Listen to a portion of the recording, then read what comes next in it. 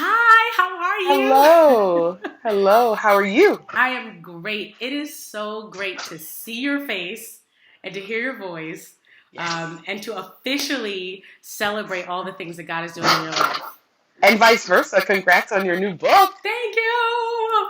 Made So, to Lead. I love that title. well, I'm just trying to step back to step up into the You good know what? things.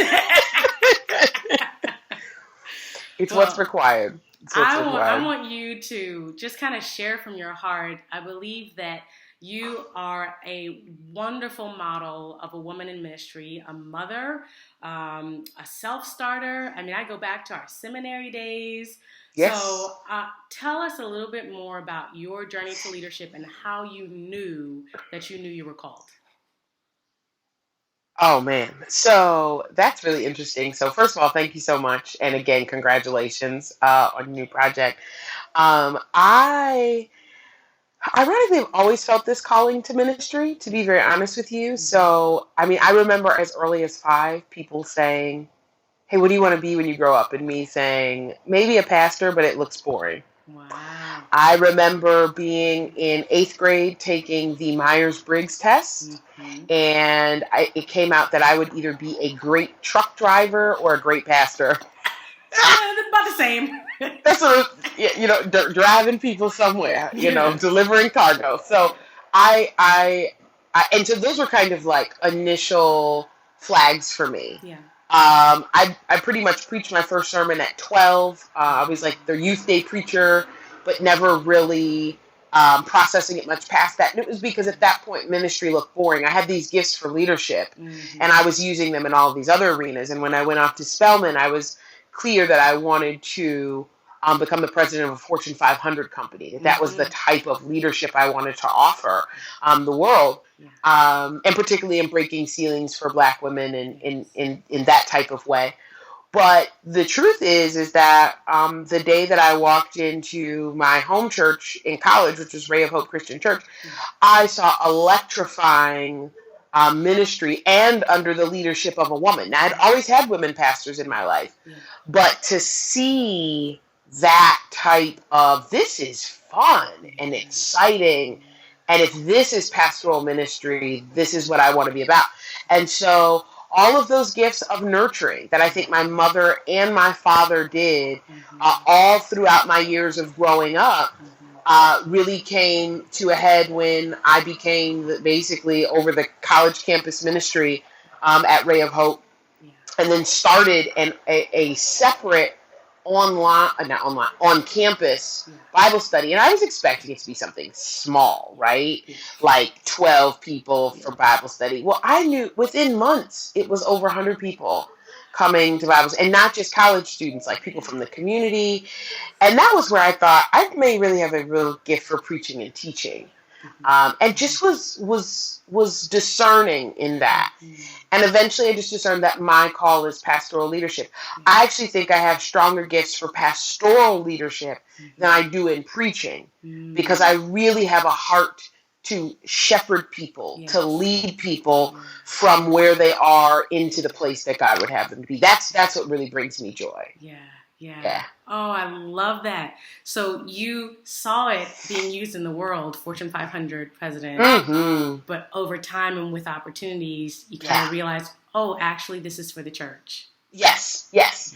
And seeing that so many, because I think that in our naivete, we sometimes think that pastoring is like praying all the time and preaching all Yes. the time. Uh-huh. And those are very important parts of visiting the sick.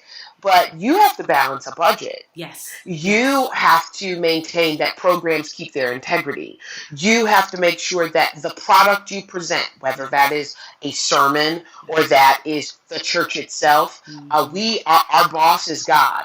And so, Mm-hmm. Mm-hmm. product control, and are we Yes. producing the best we can? So there's a lot of business aspects that I think a lot of times people don't realize. There's one of my non-ministry mentors who is a PK who ultimately said to me, nonprofit is a tax status, but Mm. you have to lead your organization in a way that people see vision, they buy into vision, and they want to make sure that you're being a good steward of that. And so there are business principles that apply. So I love what I do now, and it makes an impact on people's lives, to the glory of God. And for that, I'm so thankful.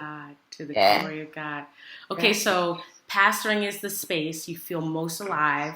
Tell me your favorite pastoral story. I know that's hard. Oh, man. Is there one that just like does it every time? I know there are, but I will tell you, this actually was right before I started pastoring the current church that I'm at. I actually preached a sermon at my husband's church. So, you know, Pastor Corey is the senior pastor of Shiloh Baptist Church. That's right. Talk about him. Yes, we're an extra weird clergy couple. But I preached this sermon at his church. And when I was done, this little girl, she could not, at the youngest she was 5, at the oldest she was 6.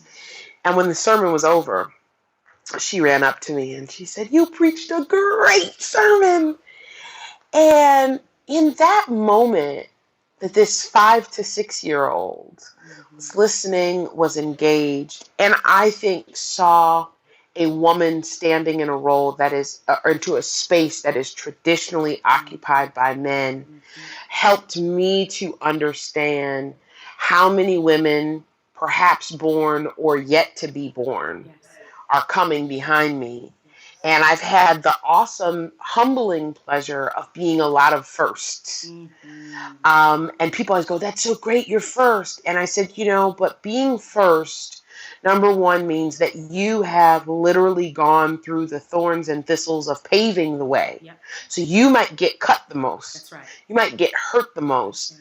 But to hear this little girl be inspired by a sermon that I would have assumed she didn't understand means the world to me, because there are women, perhaps born and maybe not even born yet, who will think, maybe I can do that. Maybe God is calling me.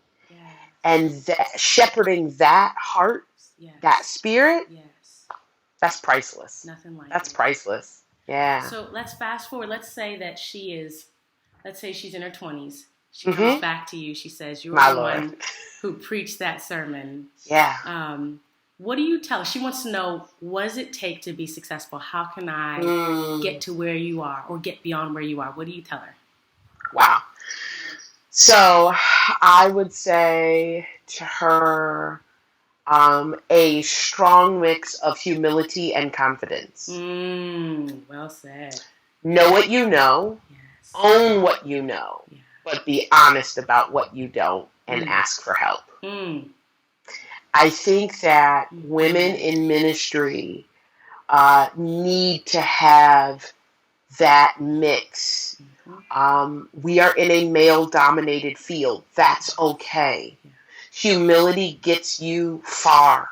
Faithfulness to God gets you far. You don't have to promote yourself, but know what you know.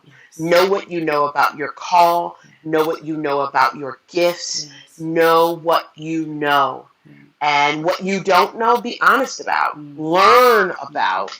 Ask someone to help you, guide you, mentor you, lead you. That, and I think particularly as a woman too, it's that mix of clarity and nurturing. I really don't really want to use the word aggressive. I don't think there's anything wrong with that. But I think clarity has a little bit more femininity to it, right? I'm clear. I'm clear about the direction. I'm clear about the call, but being nurturing. You have to listen to other people. And I think that as women, there are really unique leadership gifts that have been given to us. Absolutely. That I'm not saying aren't with what our brothers have, but I think that as a woman, even the gift of perseverance, that's one of the things I talk about in my book, Stepping Back to Step Up. That spirit of perseverance. I think any woman who has had the pleasure of natural childbirth. And you did it with no medicine, bless your heart and body and soul. I shall live and not die. Oh, yes, sir. understands you got to keep going. My husband will tell you, I have experienced things in ministry that he as a man would never experience. People have said things to me that they would never say to him. And I got to keep going. And I can't let it plant seeds of negativity within my spirit. So I would talk to her about clarity and nurturing. I would talk to her about, being humble and, and being confident. And I would definitely talk to her about perseverance. It's not going to be easy, but anything that's worth it requires you. It was C.H. Spurgeon who said, even the snail, by perseverance, made it to the ark. 2 by 2. We always think about the lions. We always think about the elephants, right? We always think about these really big animals, and that's wonderful. But it was 2 of everything. 2 tortoises. Preach now. And you've got to have a commitment to push and to make it. And you can. You can absolutely do that, and it's absolutely possible. So those are some of the things I would tell her. That is awesome. And you'll probably tell your son that one day as well. Listen, yes, I will. Yes, I will. Yes, I will.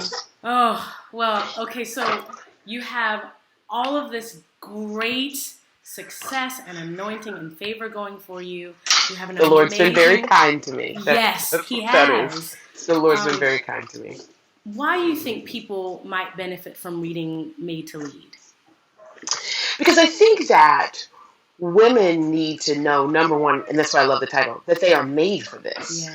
Yes. They are made. They are crafted. They don't have to do it like everybody else does it, but they are made to lead. They are made for this. And so they need to read it because they need to explore how God has crafted them for leadership. And wrestle with those questions and ask those questions. And not just the women, the men around them who have a calling to nurture these women, to shepherd these women, need to read it as well so that they can understand how women are wired differently. And that as a result of that, they are able to help nurture that spirit. And help those women become the best leader that they could be. Because if the women become the best leader God would have them to be, then God is glorified and the entire kingdom is blessed because of it. And so women need to pick this up. You need to have it in your toolbox. I think that is key. I think as a woman in ministry, you have I think as a person in ministry, you have this general toolbox.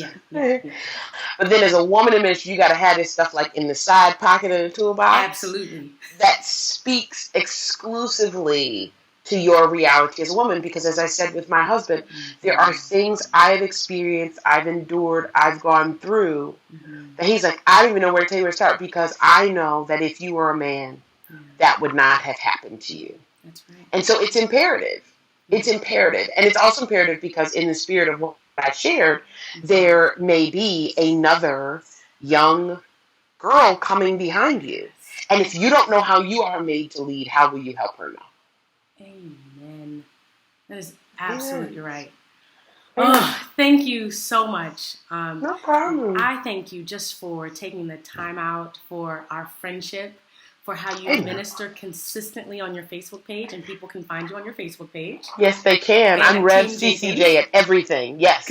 And Team Jenkins, either at Team Jenkins or Rev CCJ on all social media. I'm there. And they can pick up your book on the website. Please do. Yes, you can pick up on the website or from Amazon. Yes. There's a Kindle. And if you would allow me to just share, we are releasing next month a small group curriculum. It's a DVD curriculum with a participant's handbook. It's the first, to my knowledge, for women of color in ministry and leadership. And so we're just taking the book, and it's got 6 about 8-minute episodes, and you sit around with your girlfriends maybe once a week or once a month, watch it and discuss and be blessed. So we hope folks will pick that up too. So, amen. The next generation of women in ministry will have a toolkit that you and I never had. Listen. They will have resources, and we thank God for this really critical time where Absolutely. we recognize the void and God is using the right people to do Yes. it. Yes. So Absolutely. thank you. Well, thank you. I can't Thank wait you. to see Keep you up the good soon. work. All right, have a good one. All right, you too. Take care.